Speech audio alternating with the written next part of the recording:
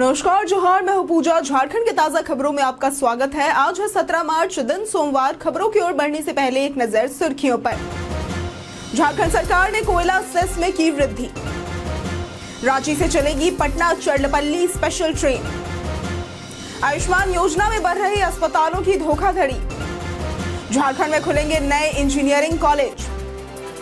Bumrah IPL 2025 में शुरुआती मैचों से होंगे बाहर। चलिए अब बढ़ते अब तक की बड़ी खबरों की ओर विस्तार से। बैंक ऑफ बड़ौदा ने 518 पदों पर भर्ती के लिए अंतिम तिथि बढ़ाई। बैंक ऑफ बड़ौदा ने अफसरों के 518 पदों पर भर्ती के लिए आवेदन की अंतिम तिथि बढ़ा दी है। अब उम्मीदवार 21 मार्च 2025 तक आवेदन कर सकते हैं। पहले अंतिम तिथि 11 मार्च 2025 थी। आवेदन के लिए उम्मीदवार की आयु 22 से 43 वर्ष के बीच होनी चाहिए और आरक्षित वर्ग के उम्मीदवारों को आयु सीमा में छूट दी जाएगी। आवेदन फीस जनरल, ओबीसी, ईडब्ल्यूएस के लिए 600 रुपए और SC, ST, दिव्यांग महिला उम्मीदवारों के लिए 100 रुपए निर्धारित की गई है। चयन ऑनलाइन परीक्षा, ग्रुप डिस्कशन, पर्सनल इंटरव्यू के आधार पर होगा। आवेदन बैंक ऑफ बड़ौदा की आधिकारिक वेबसाइट पर किया जा सकता है। झारखंड सरकार ने कोयला सेस में की वृद्धि। झारखंड सरकार ने कोयले पर सेस बढ़ाकर 100 रुपए प्रति टन से 250 रुपए प्रति टन कर दिया है, जिससे कोयले की कीमत में वृद्धि होगी। हालांकि कोल इंडिया को अभी तक इस संबंध में आधिकारिक सूचना नहीं मिली है। यह बदलाव अप्रैल 2025 से लागू होगा और झारखंड में सालाना 140 मिलियन टन से अधिक कोयला उत्पादन होता है, जिससे सरकार को बड़ी आय होगी। सरकार ने खनिज भूमि धारित सेस से 15,000 करोड़ रुपए राजस्व लक्ष्य रखा है। झारखंड बोर्ड का रिजल्ट जून में आने की संभावना।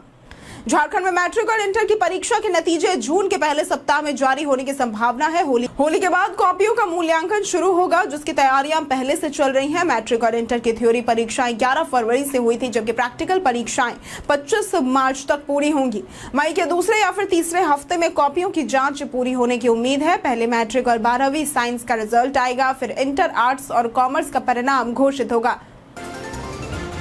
सीता सोरेन की झामुमो में वापसी संभव। मुख्यमंत्री हेमंत सोरेन शनिवार को रामगढ़ जिले के नेमरा गांव पहुंचे, जहां उन्हें गार्ड ऑफ ऑनर दिया गया। उन्होंने कुल देवता की पूजा कर आशीर्वाद लिया और बाहा पूजा में शामिल हुए। इस अवसर पर मुख्यमंत्री ने सरहुल पर्व मनाते हुए आदिवासी समाज की महिलाओं के साथ नृत्य किया। विधायक ममता देवी, कल्पना सोरेन, सीता सोरेन सहित परिवार के अन्य सदस्य भी उपस्थित थे। बाहा पूजा में सीता सोरेन की उपस्थिति से उनके झामुमो में वापसी के संकेत मिले हैं। 15 मार्च की परीक्षा के लिए CBSE ने निकाला था नया विकल्प।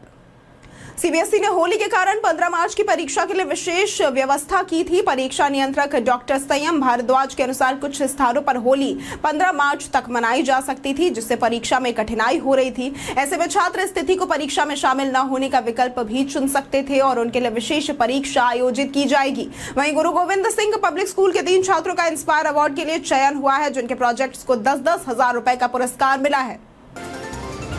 प्रधानमंत्री आवास योजना के लिए अब मोबाइल ऐप से करें आवेदन।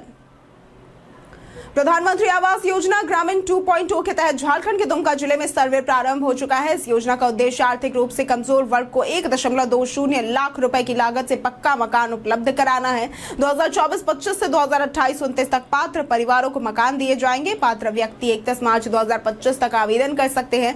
लाभुक अब आवास प्लस ऐप के माध्यम से स्वयं आवेदन कर सकते हैं। प्राथमिकता उन परिवारों को मिलेगी जिनके पास मकान नहीं है, विशेषकर अनुसूचित जाति या फिर जनजाति के लोगों को। रॉयल बंगाल टाइगर की जोड़ी पहुंची जमशेदपुर। नागपुर के गोरेवाड़ा चिड़ियाघर से 2 रॉयल बंगाल टाइगर, एक नर और एक मादा को पशु आदान प्रदान कार्यक्रम के तहत जमशेदपुर के टाटा स्टील वन्य जीव उद्यान TSZP लाया गया है।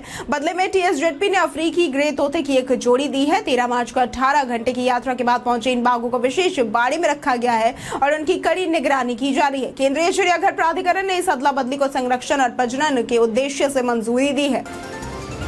इनकम टैक्स से जुड़े कई महत्वपूर्ण काम हैं जिनको आपको इनकम टैक्स से जुड़े कई महत्वपूर्ण काम ऐसे हैं जिन्हें आपको 31 मार्च से पहले पूरा करना चाहिए, वरना आपको बड़ा नुकसान भी हो सकता है। एनपीएस में अतिरिक्त डिडक्शन के लिए सेक्शन 80 CCD 1B का लाभ उठाना जरूरी है। हेल्थ इंश्योरेंस के लिए सेक्शन 80D में दिए गए बेनिफिट्स का सही तरीके से इस्तेमाल करें। अगर आप जॉब बदलते हैं तो फॉर्म 12B सबमिट करना न भूलें। PPF और सुकन्या समृद्धि में मिनिमम डिपॉजिट करना आवश्यक है। इसके अलावा ITRU के जरिए पुराने रिटर्न को अपडेट करें। माइक्रो और स्मॉल एंटरप्राइजेस को समय पर पेमेंट करें, नहीं तो आपको टैक्स अलाउंस का नुकसान हो सकता है। अंत में टैक्स लॉस हार्वेस्टिंग के जरिए अपने गेन्स को कम करें। इन सभी कामों को समय पर पूरा करना जरूरी है। जानिए सर्वजन पेंशन योजना के क्या है लाभ। झारखंड सरकार द्वारा जरूरतमंद लोगों के लिए वर्ष 2021 में शुरू की गई सर्वजन पेंशन योजना के तहत लाभुकों को हर महीने 1000 रुपए की आर्थिक सहायता दी जाती है। इसका लाभ 60 वर्ष या उससे अधिक उम्र के वृद्ध, 18 वर्ष या उससे अधिक उम्र की निराश्रित महिला, विधवा, 5 वर्ष या उससे अधिक उम्र के दिव्यांगजन या HIV एड्स पीड़ित मरीजों को मिलता है। आवेदन के लिए आवश्यक दस्तावेजों के साथ प्रखंड विकास पदाधिकारी, अंचल अधिकारी कार्यालय या फिर ऑनलाइन झाड़ सेवा पोर्टल पर आवेदन कर सकते हैं। राज्य के इस इलाके में मिला 5 किलो का विस्फोटक बम। झारखंड के पश्चिमी सिंहभूम में एंटी नक्सल ऑपरेशन के दौरान सुरक्षा बलों को बाबूडेरा जंगल के पास 5 किलो का IED बम बरामद हुआ। यह बम जराईकेला थाना क्षेत्र में जमीन में दबाकर रखा गया था। पुलिस अधीक्षक आशुतोष शेखर ने बताया कि गुप्त सूचना के आधार पर ऑपरेशन चलाया गया था। बम निरोधक दस्ते की मदद से बम को सुरक्षित तरीके से नष्ट कर दिया गया। इस अभियान में जिला पुलिस, झारखंड जगुआर, कोबरा 209 और CRPF की कई बटालियनों ने भाग लिया। बाल आधार कार्ड के लिए ऑनलाइन ऐसे करें आवेदन। बच्चों के लिए आधार कार्ड बनवाना जरूरी है। खास तौर पर 5 साल से कम उम्र के बच्चों के लिए बाल आधार कार्ड बनवाना होता है। इसे UIDAI जारी करती है और इसमें बायोमेट्रिक डेटा नहीं होता है। यदि आपके बच्चे का आधार कार्ड अब तक नहीं बना है तो आप UIDAI की वेबसाइट पर जाकर ऑनलाइन अप्लाई कर सकते हैं। इसके लिए माई आधार पर जाकर अपॉइंटमेंट बुक करें, मोबाइल नंबर और OTP से पुष्टि करें और निर्धारित तारीख पर आधार सेंटर पर जाए। 5 साल के बाद बायोमेट्रिक डेटा लिया जाता है और माइनर आधार कार्ड जारी किया जाता है। 30 मार्च से शुरू होगा चैत्र नवरात्र।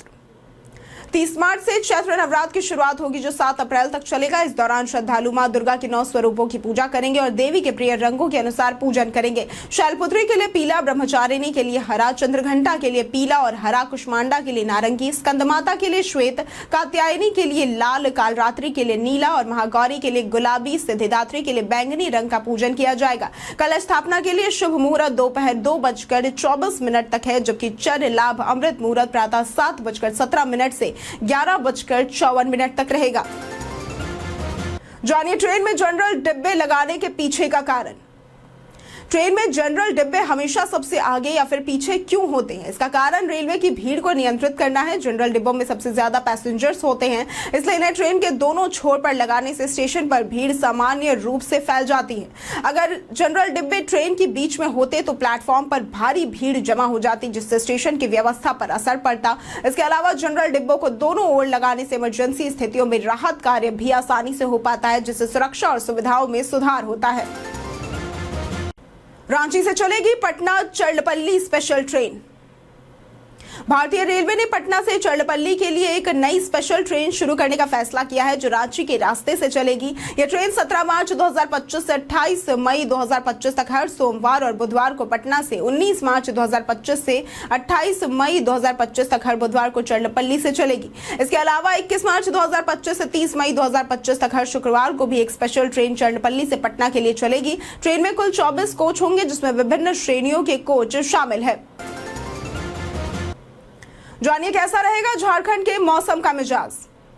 झारखंड में भीषण गर्मी के बीच मौसम विभाग ने राहत भरी खबर दी है। पश्चिमी सिंहभूम, पूर्वी सिंहभूम, सरायकेला, खरसावा, बोकारो और धनबाद में आज तक हीट वेव जारी रहेगी। 17 मार्च के बाद मौसम में बदलाव हो सकता है, जिससे 19 से 21 मार्च के बीच हल्की से मध्यम बारिश हो सकती है। इससे अधिकतम तापमान में 5 डिग्री सेल्सियस तक गिरावट संभव है। चाईबासा का अधिकतम तापमान 39.4 डिग्री और खूंटी का न्यूनतम तापमान 15.2 डिग्री सेल्सियस दर्ज किया गया है। रांची में 17 मार्च को तापमान 35 डिग्री और 19 मार्च को 35 डिग्री अधिकतम व 20 डिग्री न्यूनतम तापमान रहने की संभावना है, जिससे गर्मी से कुछ राहत मिल सकती है। रघुवर दास ने झारखंड सरकार पर साधा निशाना। झारखंड के पूर्व मुख्यमंत्री रघुवर दास ने देवघर में राज्य सरकार पर गंभीर आरोप लगाए। उन्होंने होली के दौरान गिरिडीह में हुई हिंसा को दुर्भाग्यपूर्ण बताते हुए इसे तुष्टीकरण और वोट बैंक की राजनीति का परिणाम बताया। उन्होंने कहा कि भाजपा शासन में सांप्रदायिक सौहार्द बना रहा, लेकिन कांग्रेस, झामुमो, राजद सरकार के दौरान यह तनाव काफी ज्यादा बढ़ा है।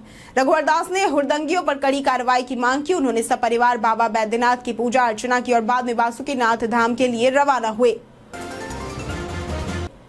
आयुष्मान योजना में अस्पतालों की धोखाधड़ी। झारखंड में आयुष्मान भारत योजना के तहत अस्पताल मरीजों से गलत जानकारी देकर अवैध रूप से पैसे वसूल रहे हैं। रांची में यमुना देवी और सविता कुमारी जैसी मरीजों से सर्जरी के लिए 25,000 से 35,000 रुपए अतिरिक्त मांगे गए, जिसका कोई भी बिल नहीं दिया गया है। मजबूरी में परिजनों ने जमीन गहने गिरवी रखकर या फिर सूद पर पैसे लेकर इलाज करवाया। स्वास्थ्य सचिव अजय कुमार सिंह ने इस पर जांच और ऐसे अस्पतालों के खिलाफ कड़ी कार्रवाई का आश्वासन भी दिया है। हेमंत सरकार पर बाबूलाल मरांडी का हमला। नेता प्रतिपक्ष बाबूलाल मरांडी ने झारखंड सरकार पर मैया सम्मान योजना को लेकर निशाना साधते हुए कहा कि चुनाव के पूर्व हेमंत सोरेन ने 56 लाख महिलाओं को योजना का लाभ देने का वादा किया था, लेकिन केवल 38 लाख महिलाओं को ही राशि मिली है। उन्होंने बाकी 18 लाख महिलाओं को भी लाभ देने की मांग की और चेतावनी दी कि भाजपा इसके लिए आंदोलन करेगी। मरांडी ने सरकार पर उत्पाद सिपाही भर्ती प्रक्रिया में लापरवाही का आरोप लगाते हुए जल्द नियुक्ति पत्र जारी करने की भी मांग की। झारखंड में खुलेंगे नए इंजीनियरिंग कॉलेज। हेमंत सरकार ने झारखंड में 5 नए इंजीनियरिंग कॉलेज खोलने की प्रक्रिया शुरू कर दी है। रांची और खूंटी में जमीन हस्तांतरण की प्रक्रिया पूरी हो रही है, जबकि साहिबगंज और गुमला में जमीन चिन्हित की जा रही है। गिरिडीह में जमीन मिल गई है, जहां पॉलिटेक्निक संस्थान भी बनेगा। बोकारो और गोड्डा में कॉलेज भवन तैयार है और सत्र 2025-26 से पढ़ाई शुरू हो जाएगी। इसके साथ ही जमशेदपुर, धनबाद और दुमका में 3 नए तकनीकी विश्वविद्यालय स्थापित किए जाएंगे। आबकारी विभाग की गाड़ी से शराब बरामद। पथरगामा थाना क्षेत्र के उरकुसिया चेक नाका पर बिहार आबकारी विभाग की गाड़ी BR 39K3900 से शराब बरामद हुई। झारखंड से बिहार जा रही इस गाड़ी को चौकीदार ने रोककर देखा तो उसमें शराब पाई गई। सूचना पर पुलिस पहुंची और गाड़ी को थाने ले गई और इस दौरान बिहार आबकारी कर्मियों ने चौकीदार से मारपीट भी की, जिसे ग्रामीणों ने रोकने का प्रयास किया। वहीं करमाटांड़ पुलिस ने नकली शराब गिरोह के 3 सदस्यों को गिरफ्तार कर हजारों रुपए की नकली शराब बरामद की है। AQI के मामले में जमशेदपुर की हालत खराब। झारखंड में वायु गुणवत्ता सूचकांक यानी कि AQI की ताजा रिपोर्ट में जमशेदपुर की हवा सबसे ज्यादा दूषित पाई गई है, जहां AQI 206 दर्ज किया गया है। रांची और धनबाद में स्थिति थोड़ी बेहतर रही है, जहां AQI क्रमशः 142 और 136 रहा। पॉल्यूशन कंट्रोल बोर्ड ने लोगों को घर के बाहर मास्क पहनने, ट्रैफिक में सतर्क रहने और घर के दरवाजे खिड़की बंद रखने की सलाह दी है। बच्चों को गंदी या धूल भरी जगहों पर न भेजने और एयर प्यूरिफायर का उपयोग करने की भी हिदायत दी गई है। झारखंड पर्यटन में आज बात होगी कपिलनाथ मंदिर की।